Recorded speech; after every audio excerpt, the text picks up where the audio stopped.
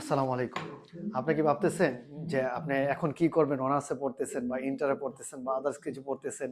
আপনি ভাবতেছেন কবে থেকে শুরু করবেন? ভাই জাপানি ভাষা শেখা শুরু করার সময়টা কিন্তু এখনই। বিকজ আপনি যদি এখন জাপানি ভাষাটা শুরু করেন তাহলে বছরে জেএলপিটি পরীক্ষা যেটা, সেটা বছরে ২ বার হয়। একটা হচ্ছে জুলাইয়ের ফার্স্ট সানডে মানে ১ম রবিবার, আরেকটা হচ্ছে ডিসেম্বরের ১ম রবিবার। তো ডিসেম্বরের পরীক্ষা অলরেডি গত মাসে চলে গেছে। এখন রেজাল্টের অপেক্ষায় আছি আমরা। জুলাই মাসে যে পরীক্ষাটা জুলাই হবে মানে জেএলপিটি, সেটার রেজিস্ট্রেশন কিন্তু এই মাস বা সামনের মাসে শুরু হয়ে যাবে। মানে হঠাৎ করে ওরা ছেড়ে দেয়। তবে যে সম্ভব একটা ডেট তো অবশ্যই আছে। সেটা মার্চ মাসে হয় বলে। কিন্তু অনেক সময় ছেড়ে দেয়। তো যদি আপনি এখন রেজিস্ট্রেশনটা ছেড়ে দেয়, আপনি যদি সামনের মাসে ভর্তি হন, তাহলে সেই ক্ষেত্রে কিন্তু আপনি জুলাই মাসে পরীক্ষাটা পাচ্ছেন না। ভালো করে শুনবেন কথাটা।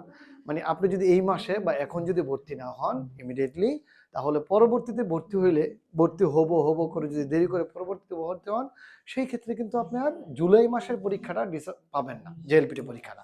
আপনাকে আবার দিতে হবে ডিসেম্বরে জেএলপিটি পরীক্ষা। আর জেএলপিটি পরীক্ষার গুরুত্ব তো অনেক বেশি, আপনারা জানেনই।